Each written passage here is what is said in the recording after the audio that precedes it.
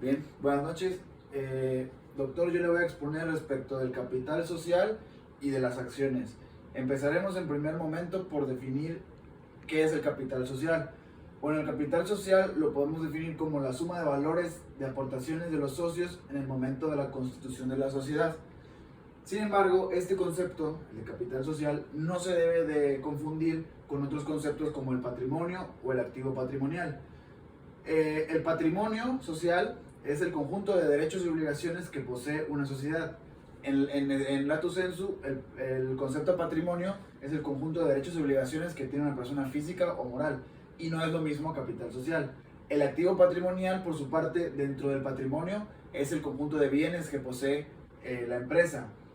Y en cambio, el capital social es una cifra numérica abstracta, es más bien una referencia contable que en principio es inalterable, o para cuya alteración se requiere de un procedimiento específico. Ya vamos a ver más adelante en qué tipo de sociedades se tiene que hacer un procedimiento específico, pero en realidad, en términos generales, se dice o la doctrina menciona que el capital social es en primer principio inalterable. En realidad, yo creo que de facto no lo es, porque todos los capitales sociales se pueden ir modificando sobre la marcha con los procedimientos pertinentes, pero de entrada se entiende que es inalterable. Bien, pasamos a analizar los tipos de capital social. En primer término tenemos el capital suscrito, que es la suma de numerario que los socios se han comprometido a aportar a la sociedad. Esto es un tipo de capital social que, si bien se menciona dentro del acta constitutiva o dentro del contrato social, pero no se exhibe en ese momento el numerario que aporta o que avala ese capital social. Y los socios están obligados a, en un tiempo que determine la ley, exhibir ese numerario para que el capital o la acción, digamos, quede líquido. El otro es el capital pagado o exhibido, que es la suma de numerario que los socios ya han entregado a la sociedad, desde luego al momento de la constitución o posteriormente, y la aportación podrá ser en efectivo o en bienes distintos del numerario. La ley da la opción de que el capital social sea en efectivo, en dinero, o bien otro tipo de bienes, pero estos bienes siempre tienen que ser capitalizables en dinero, siempre tienen que tener un valor para poder introducirlos en la sociedad. Bien, en otro tipo de sociedades también podemos encontrar un tipo de capital que se denomina capital variable. En este caso, sin necesidad de modificar el pacto social, podrá alterarse el capital dentro de ciertos límites, el monto del capital social. En este caso deberá fijarse un monto de capital mínimo y monto de capital máximo. Y por otro lado está el capital autorizado. Este lo encontramos mayormente en las sociedades anónimas. Este tipo de capital está representado por las llamadas acciones de tesorería, que no son otra cosa que acciones que entran a la sociedad, pero se irán colocando paulatinamente por los administradores dentro del capital social en la medida en que las necesidades de la sociedad así lo exijan. Bien, ahora vamos a hacer un análisis del capital, del tipo de capital, dependiendo de la sociedad en específico. En primer lugar tenemos la sociedad de nombre colectivo. En este caso el capital es un elemento que no es indispensable, que no es elemental, toda vez que al no ser una sociedad capitalista no es necesario que se exhiba un monto mínimo o que se estipule en el contrato social o en el pacto social el capital social.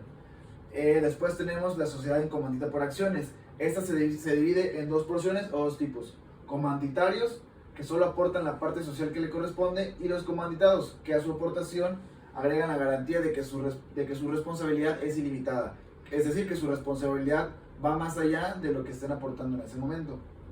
Y también tenemos la sociedad de responsabilidad ilimitada. En este caso, el capital social será aquel que se establezca en el contrato social y se dividirá en partes sociales que podrán ser de valor y categoría desiguales, pero que en todo caso serán de un múltiplo de un peso. Y la sociedad anónima, que es la sociedad de capital por antonomasia, es la sociedad de capital por esencia. Es el elemento, el capital en la sociedad anónima es el elemento más importante. El capital social mínimo será el que establezcan los socios al momento de la constitución de la misma, y deberán exhibir por lo menos el 20%. Bien, Una vez tocado el tema del capital social, pasamos a platicar sobre las acciones. Las acciones, hablando desde un ámbito del derecho societario, son definidas como la parte alícuota del capital social o bien el título de crédito en que tal parte se representa. Hablamos de título de crédito porque sobre todo en la sociedad anónima las acciones están expresadas dentro de un título de crédito.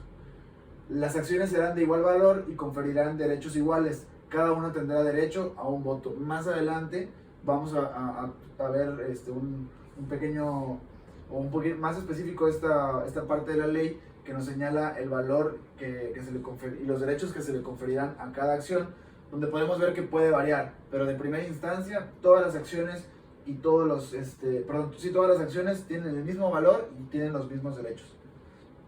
Bien, cada acción o certificado provisional, ojo, aquí voy a hacer un paréntesis, el certificado provisional es un documento o un instrumento que emite la sociedad a los accionistas o socios en el lapso en el que expiden las acciones, ¿no? Hay un tiempo máximo para expedir las acciones. En ese tiempo, para avalar las aportaciones que cada socio hace, se les expide un certificado provisional.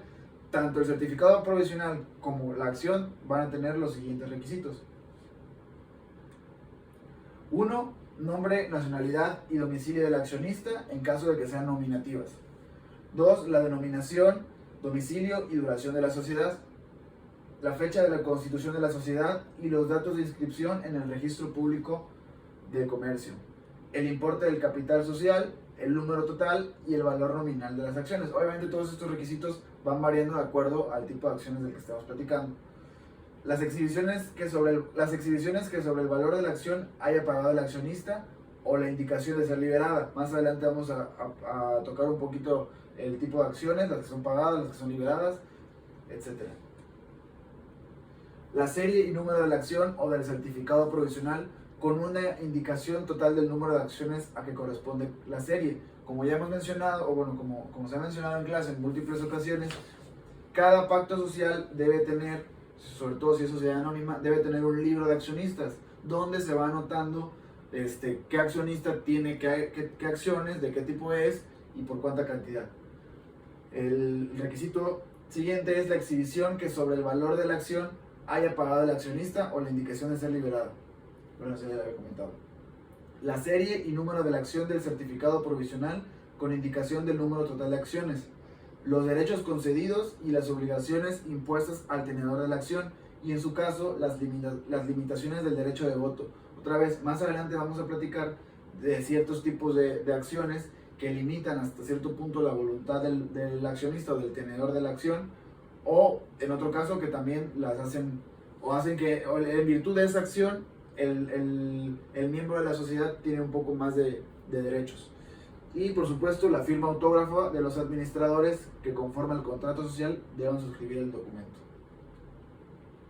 Bien, vamos a platicar del tipo de acciones. En primer término tenemos las acciones liberadas. Este tipo de acciones son aquellas cuyo valor que está estipulado en dicho título ya ha sido pagado. El valor de las acciones se estipula tanto en el contrato social como en el título. Una acción liberada es aquella que desde el momento de su constitución o posteriormente, porque se puede liberar posteriormente, el valor que ampara dicha acción es pagado. El otro tipo de acciones son las pagadoras. Son las acciones, es lo contrario a las liberadas, son las acciones que tienen una parte alícuota por liquidar el accionista, y eso lo hace parcialmente deudor de la sociedad en función del monto que haga falta por pagar. Mencionábamos que cada accionista al hacer el contrato social tiene que exhibir por lo menos el 20% del valor de su acción. En este caso, dando un ejemplo, suponiendo que diera ese 20% para poder iniciar la sociedad, el restante 80% el accionista es deudor de la sociedad. Bien, también tenemos las acciones de valor nominal. Ese tipo de acciones es en la que en la propia acción está indicada la cantidad que el socio apartó con la parte alícuota del capital de la acción que representa. Y valor por cuota es muy similar, solamente que en esta, en lugar de fijar la cantidad de la aportación del socio, la determina de una proporción del capital social. Bien, También tenemos las acciones de tipo preferentes, que de acuerdo al artículo 102, como mencionábamos anteriormente, de la Ley General de Sociedades Mercantiles, admite la posibilidad de que en el contrato social se estipulen diversas clases de acciones para representar el capital social. Es lo que mencionábamos hace rato.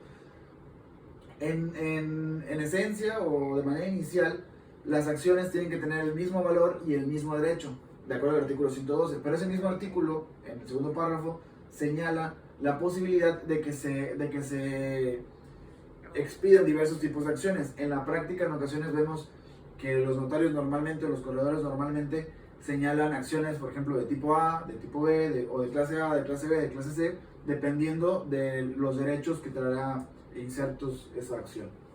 Y también están las acciones privilegiadas. Ahí la doctrina no hace mucha diferencia entre las preferentes y las privilegiadas, pero sí señala más o menos, por ejemplo, que las preferentes pueden ser las que se paguen de una manera, pues con una cierta prelación al otro tipo de acciones. Y las privilegiadas son las que probablemente el derecho de voto sea mayor, o la manera en la que el accionista tenedor de este tipo de acción tiene injerencia sobre la sociedad sea mayor.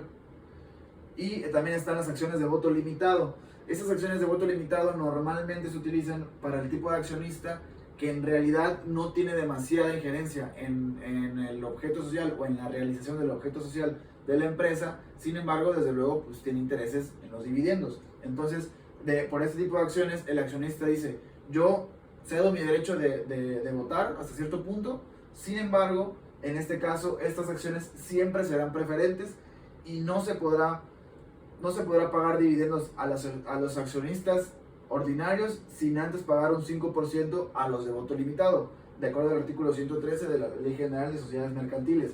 Lógicamente, si en el contrato social se estipula otra manera de pagar los dividendos en función de las acciones de voto limitado, pues se podrá estipular de esa manera. Pues por mi parte sería todo, doctor. Que tenga muy buenas noches. Hasta luego.